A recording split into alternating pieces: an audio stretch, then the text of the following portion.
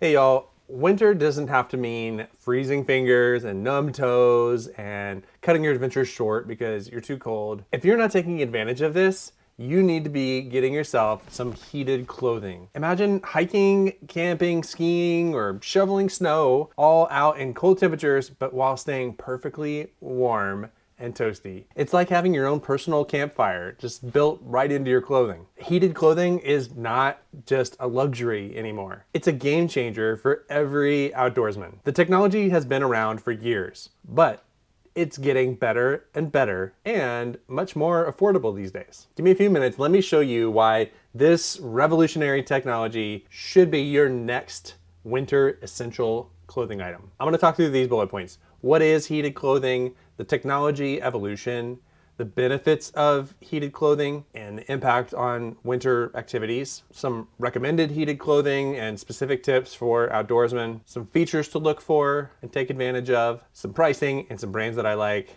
We got a lot to cover, so let's just dive in. What is heated clothing? Heated clothing integrates powered heating elements into jackets, gloves, pants, socks, and more. These days, they all leverage these lithium-ion batteries that are lightweight and long-lasting. Most of them have adjustable heat settings, so you can kind of dial in exactly how much heat you want versus how much battery life you want to preserve, which I'll get more into the settings later. Some can even connect to Bluetooth now and be controlled by an app on your phone. And when I first started getting into this gear, I thought it was gonna be annoying to like carry around like a battery pack inside your clothes, that it would feel like heavy and annoying and like bounce around or get in your way. But you don't even notice it. Even in gloves, it's not something that gets in your way at all, and it's well worth carrying the extra weight. All right, so let's go on a brief history of the timeline of heated clothing. These things date back to actually the 1970s,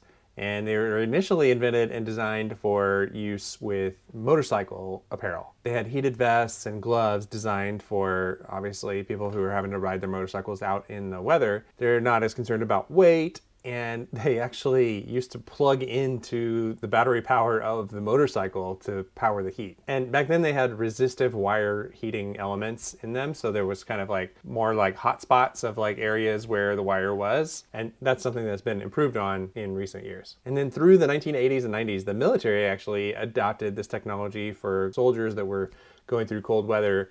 And so they kind of drove innovation during those decades and created more types of heated clothing so that soldiers could wear them. And then in the 2000s, it kind of started to hit more of the consumer market, and at that time it was more niche areas like skiing and snowboarding and the equine industry. They've been popular amongst horseback riders since around that time. And then as we get into the 2010s, that's when the technology advancement really comes in, when the adoption of lithium-ion batteries made this much more effective, cost-efficient, lightweight, and longer lasting. And that led to the development of more and different types of gear. It was also during this time that they switched from using that resistive wire technology to using carbon fiber heating elements, which is not only lighter, but also more efficient and effective at spreading the heat out throughout the garment. And now in the 2020s, it's kind of becoming a lot more mainstream and adopted by many different industries and different niches. The clothing has become slimmer to where doesn't look like you're wearing something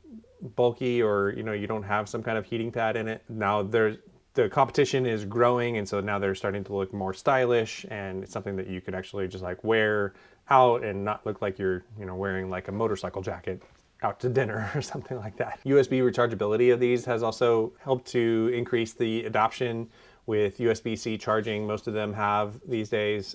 Makes these things much more convenient. And now, like I mentioned, a lot of brands are bringing in smart technology where it's connecting with your phone so that you can actually dial in more settings, and it just kind of increases the customizability of how you are using the garment. And the range of products is only continuing to increase. Now they have heated insoles, battery heated blankets, so you don't have to actually like plug in your heated blanket like you used to. You could actually like bring it with you and have it in a tent. They have base layers now that are heated. They have full down jackets that have heating elements. There's waders that are heated, things like that. So pretty much you name it, you think of an item of clothing, there's probably a heated version of it now. All right, so let's talk through the benefits of heated clothing and the impact on winter activities. Basically, it just means you can have an extended time outdoors. You're not going to need to cut your trip short or plan on being out there for a short amount of time if it's really cold. You're going to be able to stay happier and more comfortable for longer. This is especially true with kids. And I'll get more into the kids apparel in a minute, but this can be a game changer for getting your kids out in the wintertime if they're often complaining about getting too cold too quick and wanting to go home. Also, it can literally be a lifesaver. It could actually be something in an extreme environment where it could prevent hypothermia or even frostbite. What I think is great about it is that you can be ready for various temperatures and activity levels. I live in the high desert, and so we get 50-degree temperature swings throughout the day. So like I love this heated vest that I have because I could walk around with a t-shirt and my heated vest and know that if it does get a little bit chilly, I can just click on the heat and I'm gonna be fine. But that way I can be outside and comfortable when it's warmer in the middle of the day, and then when it cools off around sunset, I can always just kick it up a notch. And this means you can wear less layers now, because I love just bringing this heated vest along with a shell. Like that way, you don't have to bring like multiple different layers to know like what to be prepared for kind of whatever the temperature throws at you or the weather throws at you. That way, if you have a shell, you're protected from wind and rain or snow. But then with that shell, it's going to trap that heat in there for you, and kind of keep it nice and blocked from the wind. But then that heated vest is going to keep you nice and toasty inside there. It means carrying less things with you. If you're hiking, you don't have to be taking things on and off and carrying them in your backpack.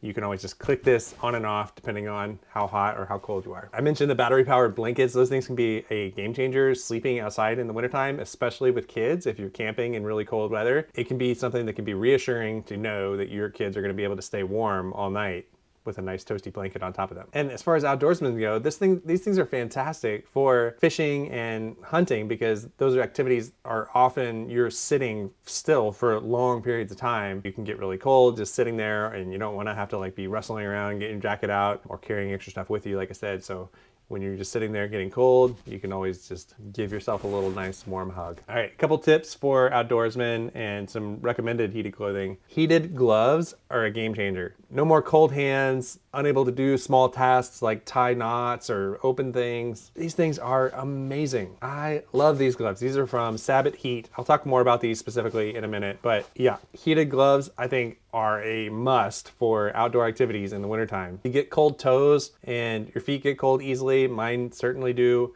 Heated socks can be a lifesaver. And if you're not the type of person that gets cold feet often, then maybe you don't want heated socks that could actually cause your feet to sweat, and then it's not going to be comfortable, or you get blisters or something like that. Kind of depends on your own situation there. But heated pants to me seem a little unnecessary in my opinion. Your legs are one of the easiest things to warm up. If you just get up and kind of run in place or do some jumping jacks or something like that, or just get moving on the trail, your legs are going to be the first thing to get hot. So I would say focus on your extremities and your core and keeping those things warm. Same thing with heated beanies. Your head is already going to warm up quickly and be exhausting heat if you're moving around. So just having a hood or a regular beanie should be just fine. Again, if you've got the money and means to buy all those extra items, then great. My point is focus on the most important things, which I think are the core and your extremities, meaning fingers and toes. One tip, make sure you turn it off when you're not using it. It's not necessary. Just save on that battery. Only kick it on when necessary. Unless your outing is really short and you can recharge it later, you're definitely going to save that battery for when it gets really cold. So kind of give yourself a little boost of warmth and then turn it off for a little while and then use it again later, rather than just keeping it on constantly. You're going to run that battery down a lot quicker. And I recommend using it on the lowest setting, because unless it's just brutally cold out there or you're in danger of hypothermia or something like that, then maximize that battery life and keep it on low, and you'll be warm for hours. The lowest setting is still very warm, especially if you have an outer shell or layer on the outside to kind of trap that warmth in. The low is really all you're going to get, so maximize that battery life, leave it on as long as possible. All right, features to look out for, some tips on that. I would say buying multiple items from the same company could help you by allowing you to have multiple batteries between items or have backup batteries. So if you had a vest from Venustas and also a jacket, then you could just have the same you could have two of the same batteries that you could then swap out. If you only want to bring the vest, you have a backup battery, or be able to like switch it between the two garments, that kind of thing. Ideally, you want to have the USB-C chargeable ones. Some of them have proprietary chargers like this one, and you have to use their charger, which is kind of a pain to keep up with and remember to pack and bring with you if you're going on a trip. Also, these cannot be recharged from a power bank. Okay, pricing and some brands that I like. I have been using this Venustas one for about a year, and this one retails for about $150. You could pretty much get any range of clothing from them from between $100 and $200. While yes, that does seem a little bit pricey on the surface, but